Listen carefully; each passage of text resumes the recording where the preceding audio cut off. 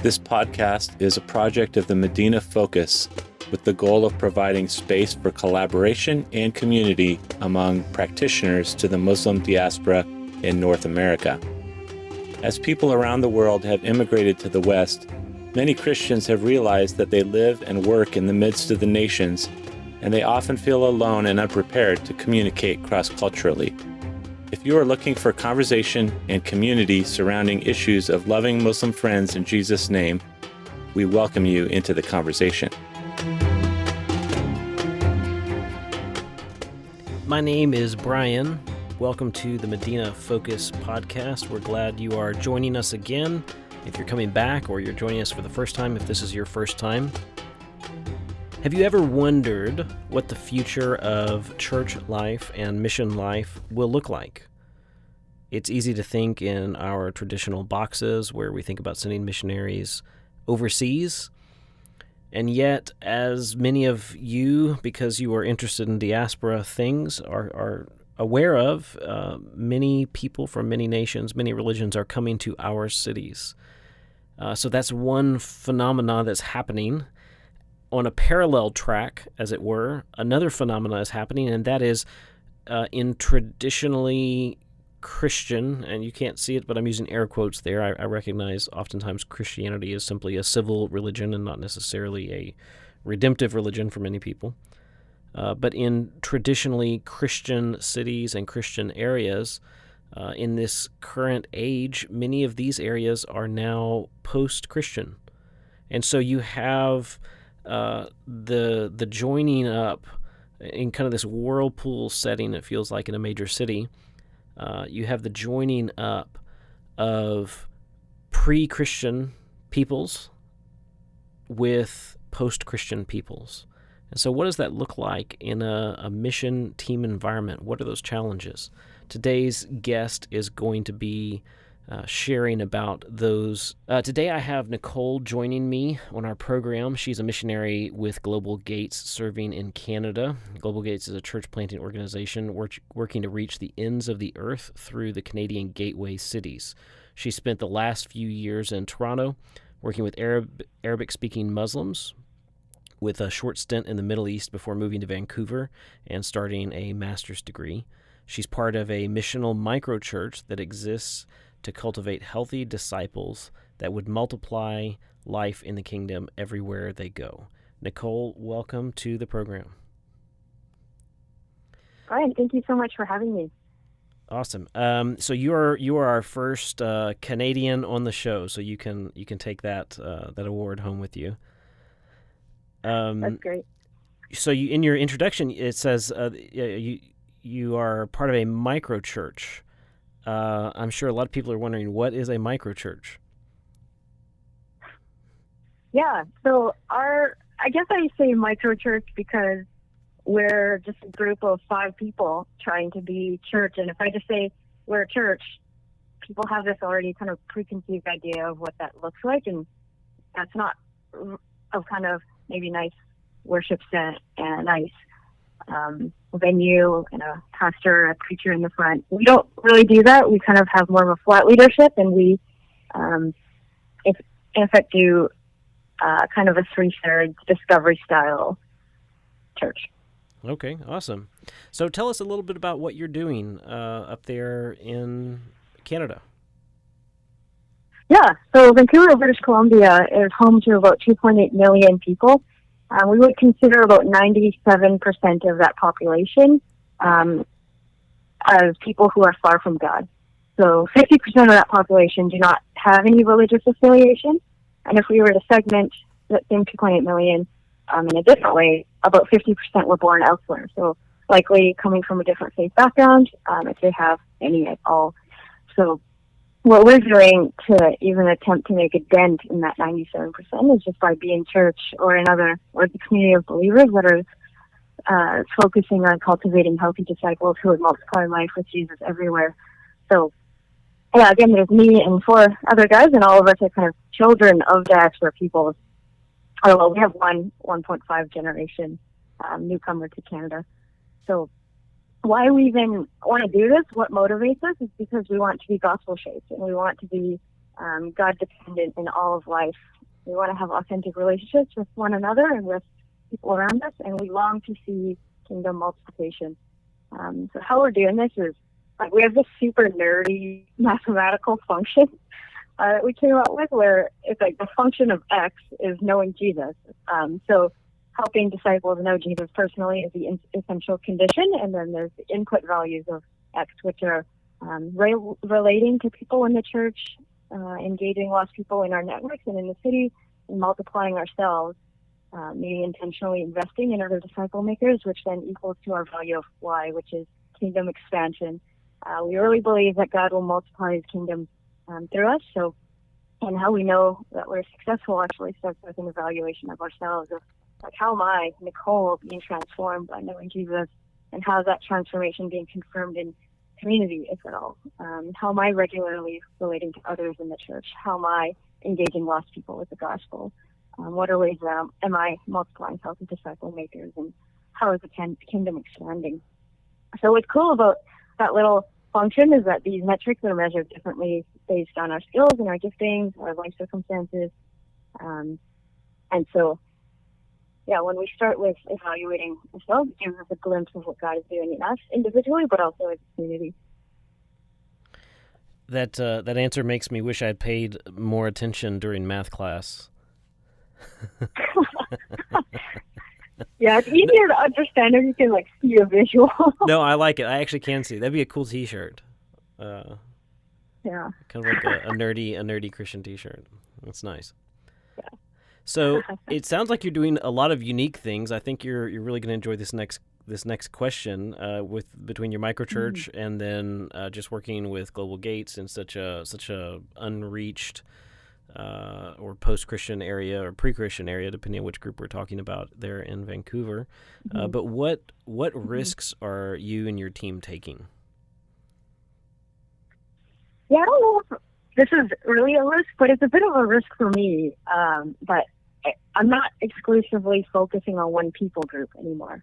So Global Gates emerged out of the vision of God reaching through relational networks into unreached communities that that's where people could come from. And so their strategy of focusing on making disciples among unreached people groups who occupy a pocket of the city. And it makes a lot of sense. Like, it's a great strategy. It's what I was doing when I was in the Greater Toronto area. But when I came to Vancouver, it really felt like God was just like blowing up my vision, like almost trying to focus on reaching 3,000 Iraqi Arabs was too small when 97% of 2.8 million is considered lost. So I guess the risk is, like, will God really do it? Like, will he really reach Muslims in Vancouver without my passion and without my laser focus? Kind of like, will my commitment to just grow in knowing God and out of that to relate and to engage in awesomeness and to multiply myself really spill over into the Muslim community? I guess we'll find out. Yeah. So, in taking on these new kind of projects, we often have unintended outcomes where, you think God called you to do one thing and then you realize, wow, he's done this other thing while you were trying to do the first thing. So what are some of those unintended outcomes that you've seen in your time there? Yeah. When I came to Vancouver, I did have a prescribed role. Like, I was intending to reach Arabic-speaking Muslims here. That's the lens I was starting out with, and just meeting with a lot of believers and trying to find out what they're doing in the city, who's trying to reach unreached people groups. And it was a bit of a weird experience because I was so dissatisfied with what I found out. And of course, a part of that was my own angst in transitioning to a new place. But it came to a point where after like 3 months, I finally asked God what he was doing in Vancouver. Like, it should be the first question you ask when you get to a place, right? But it took me a little while. And that was the point at which God just laid it open. It was like, finally, Nicole, you are now asking the correct question. Because I had been asking the wrong question of, what are people doing here? Instead of asking, where in Vancouver are lost people coming to faith? And it was like that realization of, why should I care what human activities are taking place when I should be focusing on what God is doing? And I do believe that the Holy Spirit engages everyone, but what I found God calling me to is just to commit to this ragtag bunch of dudes and try to be church and see what happens. That's interesting. So, you gave a statistic. It was something like 96% or 97% of people are far from God. hmm I think that kind of cases what we're talking about here. But what are the challenges of working in a ministry environment like that? Mm. Yeah, I think for me, it's actually my perception of expectations that people might have for me, which absolutely isn't a real thing. Like, I've been given so much liberty and grace and support from everyone I work with, all of my partners in my home church, but I project so much because I have some crazy intense like imposter syndrome. Like, it's just like this idea that people expect me to reach all these people, and honestly, I haven't accomplished much of anything, and it feels really bad sometimes, but I had to work with God through a lot of my own issues around shame and feeling unworthy. But I think it's like this experience of being embraced by God to just be who I am and not my idea of what a super successful missionary is. And it's only out of that can I really operate, quote, effectively, end quote. It's interesting you mentioned that. This has been one of the common themes that has come through the guests on this podcast has been things aren't working out or didn't work out, at least in the beginning, like I thought they would, or like the expectations were set for me. To the degree that many people who've come on the show, I've almost had to kind of talk them into it because they feel like, well, I don't have anything to share because I haven't hit that. And it's almost like an imaginary line that's put out there for us. It's not like it's a really objective thing of what does a successful ministry in a diaspora context in a very, in your environment, a very post-Christian city look like. There's no great objective standard for that. It's just this kind of expectation that people would have. But that's a very common theme. I actually think that's part of the story that needs to be told, is people need to understand as they get into this that there is this kind of feeling of vagueness. You mentioned the word shame. I think that's probably one of the stronger words I've heard used to describe this feeling. Tell us a little bit about shame. Is that a product? You mentioned being a 1.5 generation immigrant yourself. Is this connected to that, or is it something else? Yeah. So I'm Chinese Canadian. I was born in Canada, and I think I learned how to function in the Western world and kind of live in this culture. But it wasn't until I went overseas, in which I was actually immersed in an environment that sees community and sees life through a lens of shame, that God really exposed in myself the ways that I implicitly see out of that paradigm. And a lot of that comes out of kind of my upbringing and how I come from an East Asian family. And so likewise, a kind of a community-oriented judgment of behavior is the norm. So kind of having to work through a lot of that, and this idea of, it's called shame proneness, which is a person that sees everything that about their behavior and all that who they are is just like bad to the core. And so it's like nothing that you could ever do will ever be good enough to help you see yourself as someone who's not horrible. And so, and of course that's kind of like, it emerges out of, growing up in a shaming environment and kind of like evil in the world. And so kind of the gospel really speaks into that by, in my experience, showing me how like God does not see my badness as something that's irredeemable, but that Jesus is that solution of helping me restore dignity of who I am as a created image bearer of God. So kind of a journey of moving through that. And it still is. And I think it's kind of a large part of the healing comes from being immersed in a community of faith that centers around Jesus, to help you see that we're all terrible, Mm-hmm. but we've been redeemed by Christ, and so let's actually grow into who God wants us to be, which is, people who are redeemed by Christ and His image bearers. Yeah, but that's a hard. I guess that's where spiritual growth and maturity come in, but that's a hard growth step to make and to come to peace with, in terms of like expectations and feelings and all of that kind of thing. Mm-hmm. So, in Muslim ministry, there's obviously many, many ways to go about doing things, different strategies, different positions on contextualization and whatnot. Half of the challenge is navigating these disagreements. So, how do you navigate the disagreements of these various positions? Yeah, I used to care a lot more. Like, I think when I was first trained in movement principles, like, I was hardcore. Like, I took it way too seriously. I could not handle the fact that not everyone was doing, like, 4 fields, a DMM cycle, or whatever. I was, like, absolutely floored that people don't just, like, do evangelism among strangers, or, like, they don't go door to door. Like, you don't share the gospel within 1.8 seconds of meeting someone. Like, what is this?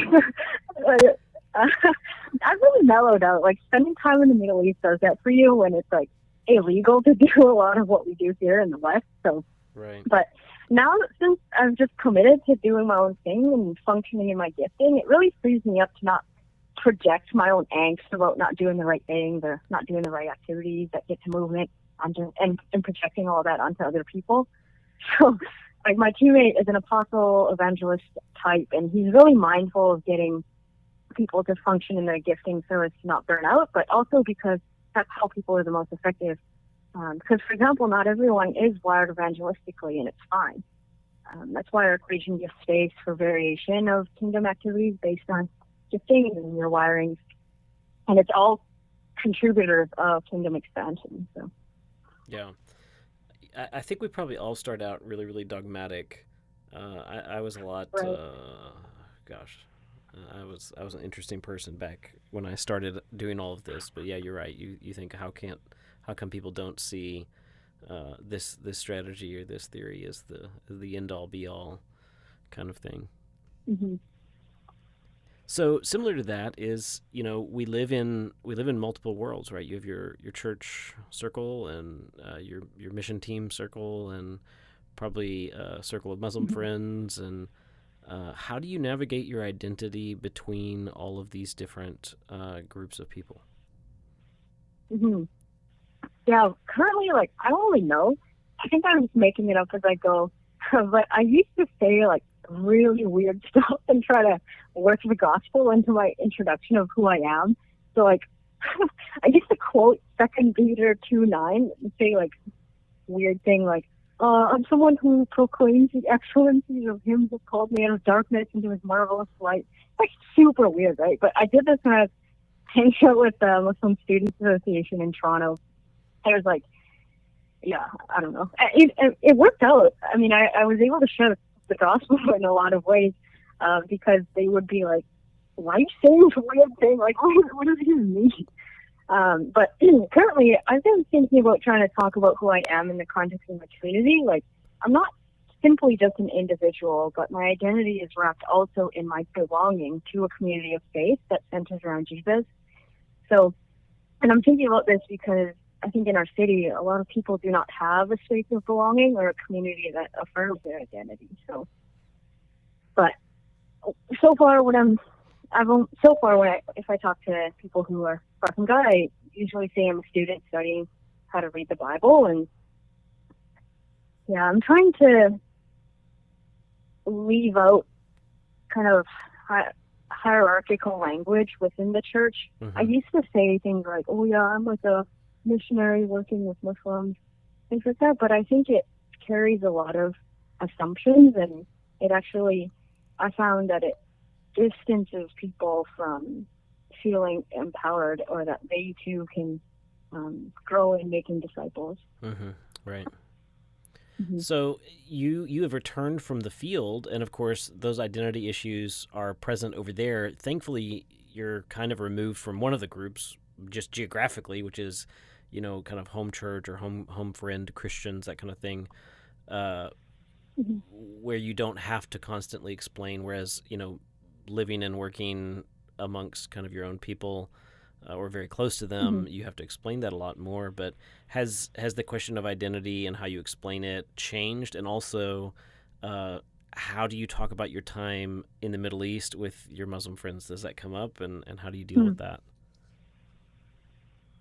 Yeah. When I went, my primary focus was to start learning Arabic and to be immersed in the cultural setting. So I actually say that I didn't intend to. Yeah, when I went, it was only a secondary intention to learn the language of sharing and disciple making. So usually I say I started learning Arabic. Well, one time I started learning Arabic because I want to share stories of the Bible in Arabic. But that, yeah. Okay, so with wearing different hats and being involved in life and ministry, work-life balance becomes difficult. Can you give us a tip for how to have a healthy work-life balance? Yeah, it's kind of hard for me because if I'm not doing ministry-related stuff, I'm still a full-time student. So I found keeping really tight boundaries on my communications and my scheduling. So I dedicate specific days to ministry-related work and then days for school-related work. That kind of worked out for me. But I've dedicated communications platforms for different kinds of ministry correspondence, like texting and calling is for urgent ministry-related or planning-type messages. WhatsApp is for like sharing articles or less urgent messages. Email is for documentation and things that might require some thought. I think it's kind of annoying for people, but I mean, for me, it allows me to feel free to not constantly have to check my email or my phone, but it also helps me really be mindful to respond to the things I need to, because often I would just forget about messages and just ghost people. So, yeah. Well, now I have to go back and think through all the various forms of communication you've sent me and see where all of that lines up on your scale. I'm curious, is there an equation for this one as well? I should come up with one. Yeah, I should come up with one. That's actually not really bad. I do something similar, just in terms of like prioritizing the intake of information, which I feel like our generation is just, there's this constant influx of information we're expected to be aware of and have an opinion about. Part of it is like I've moved all my ministry communications onto Slack, and so I would never check a text message during a conversation. But if someone is doing something on Slack, I know that they know me in the ministry context, and so it has a little higher priority in my intake of information. Yeah. So tell us a story about your work up there. Yeah, so when I was reflecting on this question, the word intention kept coming up, and I think we in the Western Church throw that word around, like being intentional about literally everything, like being intentional in ministry and dating and where you live. I'm going to try to be intentional with what I share in this episode, right?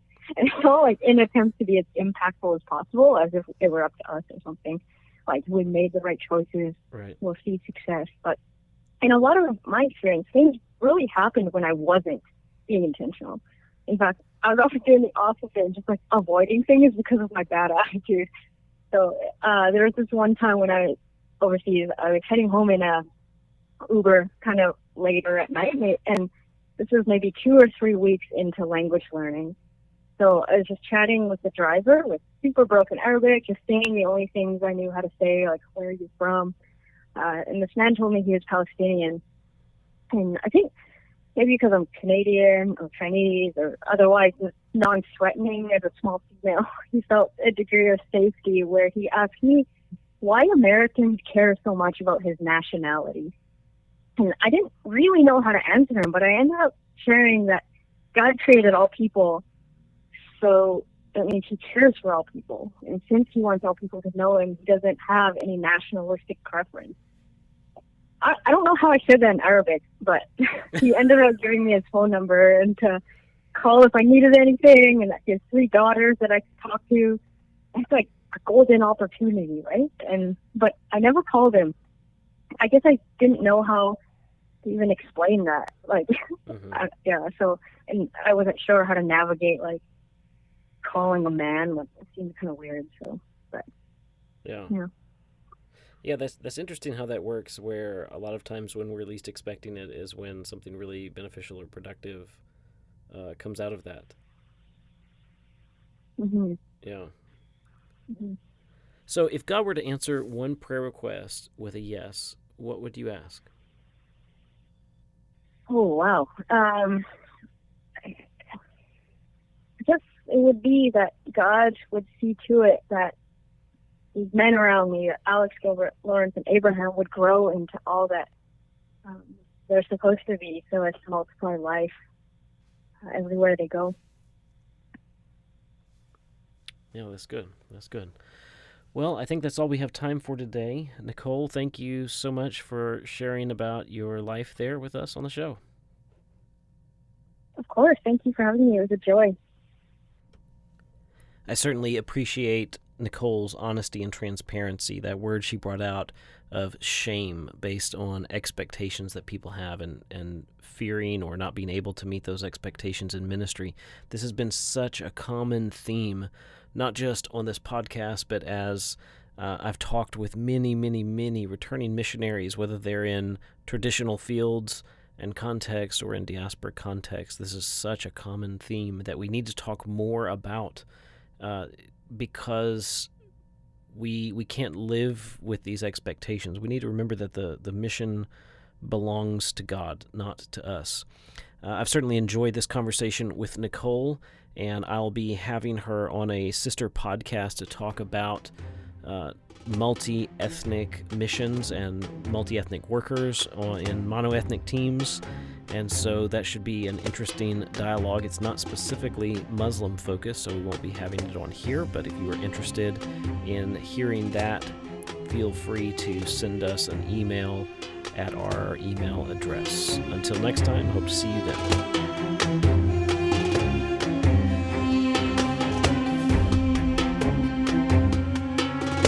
You've been listening to the Medina Podcast.